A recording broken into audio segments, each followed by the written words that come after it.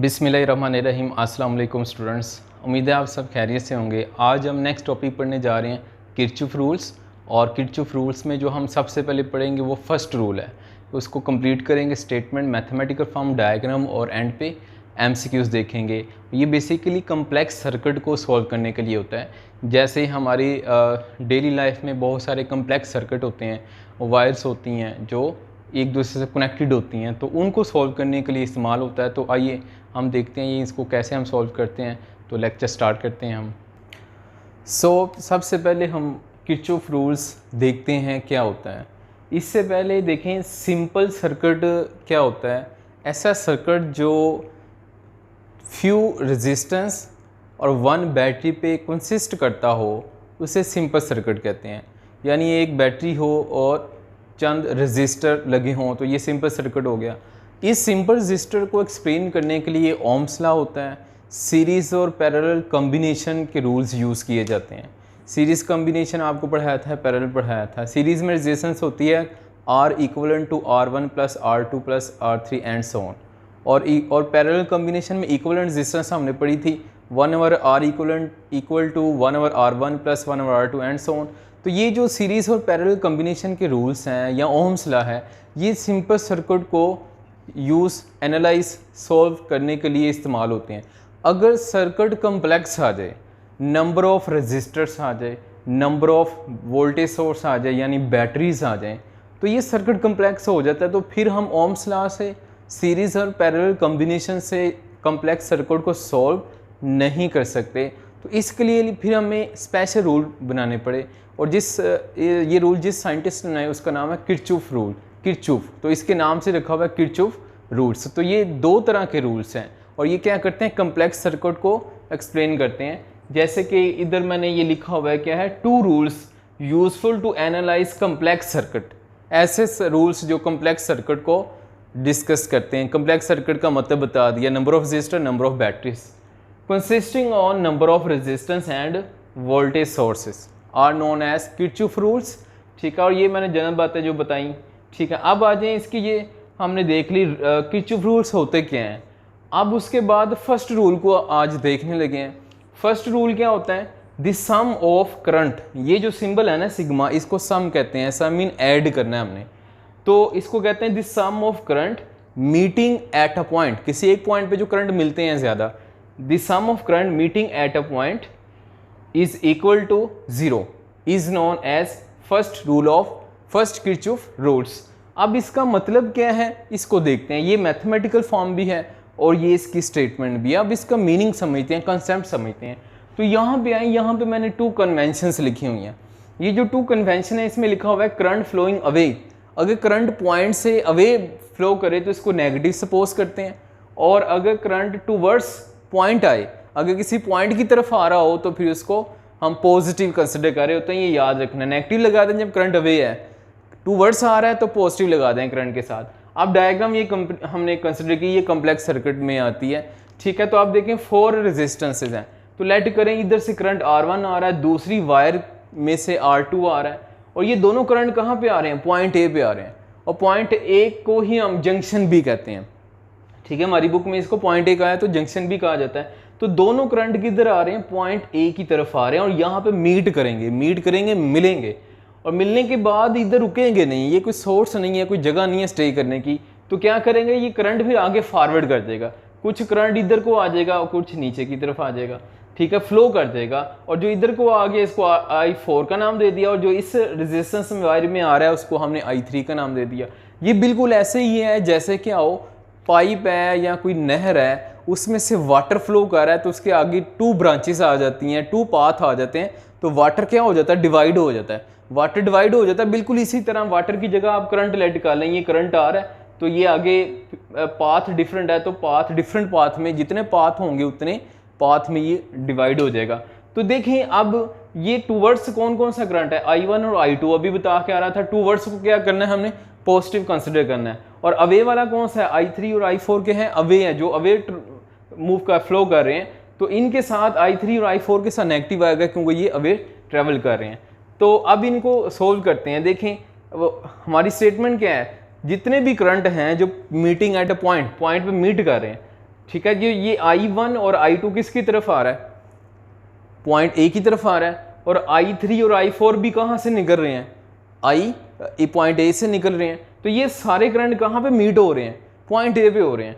तो इन सब को ऐड करेंगे तो आंसर क्या होगा, 0 होगा। यही स्टेटमेंट है ना, sum of all current meeting at a point is equal to 0। तो ये हमने क्या किया, जितने भी करंट है इनको ऐड करके इक्वल टू 0 रखना है। तो ऐड करते हैं I1 प्लस I2, इनको ऐड किया और इनके साथ पॉजिटिव आना है बाय कन्वेंशन, टूवर्ड्स है, पॉइंट की तरफ है, तो ये पॉजिटिव होंगे। अब I3 और I4 ये दोनों क्या कर रहे हैं, पॉइंट ए से अवे हैं, तो इन दोनों के साथ क्या आ गया, नेगेटिव, और इनको ऐड कर दिया सबको, और किसके इक्वल रखना है, 0 के रखना है। अकॉर्डिंग टू इसकी स्टेटमेंट हमने 0 के इक्वल रखना है।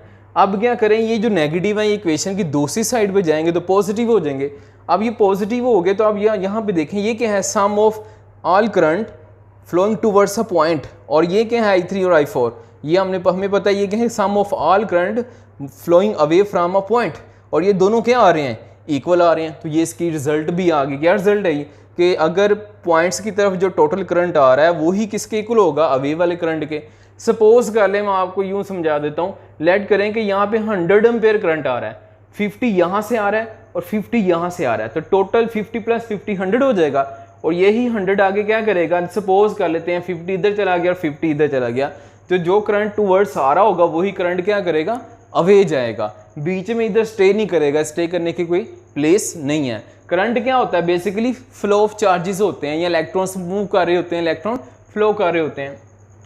तो इसी बेस पे हम इसी को ना हम क्या कहते हैं, law of conservation of energy को बताता है। ये जो किरचॉफ फर्स्ट रूल है, it is a manifestation of law of conservation, first law it is a manifestation of law of conservation of charge. ये law of conservation of charge की statement बताता है, कैसे, या यूं कह लें ये law of conservation of charge को एक्सप्लेन करता है। कैसे एक्सप्लेन करता है, हमें पता है कि करंट जितना आएगा पॉइंट की तरफ उतना अवे जाएगा। तो करंट क्या है, चार्जेस हैं, तो जितना चार्ज इस पॉइंट की तरफ आ रहा है यानी करंट आ रहा है, करंट मीन क्या आ रहे हैं, चार्जेस आ रहे हैं, तो जितना चार्ज आएगा उतना चार्ज अवे जाएगा। हमने क्या कहा था, करंट जितना आएगा पॉइंट ए की तरफ उतना पॉइंट ए से अवे जाएगा, जो कि ये हमने लिखा हुआ है। तो इधर फिर हम करंट चूंकि फ्लो ऑफ चार्जेस होता है, तो हम फिर ये कह सकते हैं जितना चार्ज पॉइंट ए की तरफ आएगा उतना चार्ज पॉइंट ए से अवे जाएगा। तो ये देखें, ये कंजर्वेशन नहीं आ रही, अगर 100 चार्ज आ रहा है और 100 अवे जा रहा है, राइट और लेफ्ट साइड इक्वल हो तो ये कंजर्व रहती है, तो इसको हम कहेंगे कि चार्ज कंजर्व रह रहा है, यानी क्या है, charge towards is equal to charge away. जितना पॉइंट की तरफ चार्ज आ रहा है उतना चार्ज पॉइंट्स अवे है, क्यू फॉर चार्ज है। तो जब ये इक्वल हो, राइट और लेफ्ट अवे और टूवर्ड्स वाले चार्ज इक्वल हो, तो इसको कहते हैं law of conservation of charge. तो ये किरचॉफ जो रूल है ये बेसिकली किसको बता रहा है, law of conservation of charge को बता रहा है, यानी चार्ज इक्वल रहता है टूवर्ड्स वाला और अवे वाला। अब आज इधर लिखा हुआ है no sink at point A, point A पे कोई सिंक नहीं है। सिंक मीन कोई प्लेस नहीं है जो चार्ज को इकट्ठा कर ले, कलेक्ट कर ले, जितना टूवर्ड्स आएगा उतना ही पॉइंट से वे चलेगा, बीच में सिंक नहीं है, कोई जगह नहीं है जो इसको रोक ले। ठीक है, तो ये हमने देख लिया law of conservation of charge. अब इसकी हम एमसीक्यूज देखते हैं। एमसीक्यूज में फर्स्ट देखें, इसमें कहता है in circuit diagram current will be, circuit diagram में करंट क्या होगा, डायग्राम को हमने देखा, पी क्यू पॉइंट्स हैं, ये यहाँ पे 2 एम्पेयर आ रहा है, नीचे वाली वायर में भी 2 एम्पेयर है, ठीक है, और फिर आ जाएं ये पी से क्यू की तरफ करंट आता है, चूँकि करंट इधर आ रहा है तो डिवाइड हो रहा है, 1 एम्पेयर इधर आ गया और 1.3 एम्पेयर इस पाथ में चला गया। वो कह रहा है कि ये इधर इस पाथ में कितना करंट आएगा, डायग्राम से देख के बताना है ये करंट कितना होगा। तो चूँकि किरचॉफ फर्स्ट रूल का ये एप्लीकेशन है, तो हम लगाते हैं किरचॉफ फर्स्ट रूल क्या होता है, I1 plus I2 is equal to I3 plus I4। ये हमने किरचॉफ फर्स्ट रूल का फॉर्मूला पढ़ा हुआ है। आप कोई सा एक पॉइंट सेलेक्ट कर लें, उस पॉइंट की तरफ और पॉइंट से अवे करंट ले लें, ये टूवर्ड्स पॉइंट करंट है और ये अवे फ्रॉम पॉइंट है। हम ये ऐसा करते हैं, ये पॉइंट Q को सिलेक्ट कर लेते हैं, ये जो पॉइंट Q है इसको सिलेक्ट करते हैं, तो हम कहेंगे current towards Q and current away from Q are equal. ठीक है, ये इसको कह लेंगे टूवर्ड्स Q, इसको कह लेंगे अवे फ्रॉम Q। आप देखें Q की तरफ कितना करंट आ रहा है, 2 + 2, ये दोनों ऐड होंगे तो यहाँ पे कितना हो गया, 4 एम्पेयर करंट टूवर्ड्स आ रहा है। ठीक है, तो इधर जो टूवर्ड्स आ रहा है इसको आप कह लेंगे I1 है, ये I2 है, तो टूवर्ड्स कितना आ रहा है, 4 आ रहा है। अगर मैं इसको लिख लूँ ये टोटल कितना आ गया, इसको 2 + 2 का अगर लिख लें, ठीक है, I1 इसको कह दें, ठीक है, और इसको आप क्या कह दें, I2 कह दें। आप दूसरी तरफ आ जाएं, अब एक करंट जा रहा है, तो अब ये जो करंट जा रहा है ए कितना आ रहा है, इसको कह दें ये कितना है I3 1 एम्पेयर, प्लस इसको क्या कहते हैं ये I4, इसको क्या कहते हैं 1.3। अब इसमें चूंकि और भी आ रहा है तो इसको इस तरह से कर लें I1 I2 I3 और इसको I5 कह लेते हैं। ये इसको सिंपल क्या कह लेते हैं, इसको जनरल I ही लिख लेते हैं, ठीक है। टूवर्ड्स ये वाला है और अवे में कौन कौन सा आ रहा है 1 2 और 3, और इसको I3 I4 और लास्ट वाले को जस्ट I कहा हुआ है।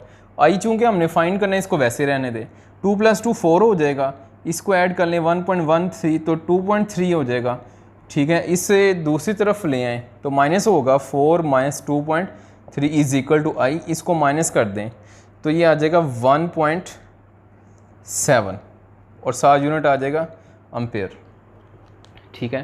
तो ये इसका आंसर आ गया, इसकी राइट ऑप्शन आ जाएगी 1.7। अब दूसरी की तरफ चलते हैं। दूसरी एमसीक्यू में कहता है current through register between CD। ये CD है, CD के दरमियान करंट की डायरेक्शन बतानी है और ऑप्शन दी हुई है। पहले में से करंट आ रहा है I1, ये डिवाइड हो गया, इधर जो आ रहा है I2 कह दिया, जो नीचे वाले पाथ में आएगा इसको I3 कह दिया, और ये वाला इधर से होके यहाँ पे आएगा तो इसका नाम क्या हो गया I4, और यहाँ से इधर आएगा, ये दोनों मिलेंगे तो इधर आ जाएंगे, और CD के दरमियान हमने फाइंड करना है। तो देखें एक बार, टूवर्ड्स और अवे करंट इक्वल होते हैं।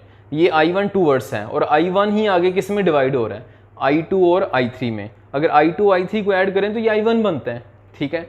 और फिर I2 आगे किस में चेंज हो रहा है I4, इसका मतलब है I2 और I3 सीरीज़ में है, करंट की डायरेक्शन एक जैसा करंट गुजर रहा है I2 और I3 वाला, तो ये दोनों सेम है। अगर ये 2 एम्पेयर है तो ये भी 2 एम्पेयर ही होगा क्योंकि सेम करंट एक ही पाथ से गुजर रहा है, ठीक है। तो अब ये इधर आ जाएगा और ये I3 इधर आ रहा है, ठीक है। इधर से फिर यहाँ से पास करेगा, ये फाइंड करना है। ऑप्शन देखते हैं कौन कौन सी है, I1 + I2 + I3 + I4 कह रहा है ये सारा करंट इधर से गुजर रहा है, तो ये रॉन्ग ऑप्शन है। क्यों रॉन्ग है, क्योंकि देखें ये I1 भी इधर लिखा हुआ है, I1 को दोबारा नहीं लिखना चाहिए क्योंकि I1 ही किस में कन्वर्ट हो गया I2 में और I3 में। अगर ये I2 और I3 लिख दिए तो I1 को दोबारा लिखने की ज़रूरत नहीं थी, तो वो ज़्यादा हो जाएगा दोबारा लिखेंगे, क्योंकि I1 ही किस में कन्वर्ट हुआ, चेंज हुआ I2 और I3 में।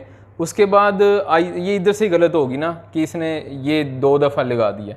उधर नेक्स्ट आ जाएं I2 + I3, इसमें से कहता है I2 + I3 गुजरा है। I3 ये I1 इधर कन्वर्ट हो I3 में, I3 इधर आएगा और इधर I2 आ रहा है और I2 आगे किस में कन्वर्ट हुआ I4 में, और यहाँ पे आ जाएगा, ठीक है। तो I2 ये वाली करेक्ट है।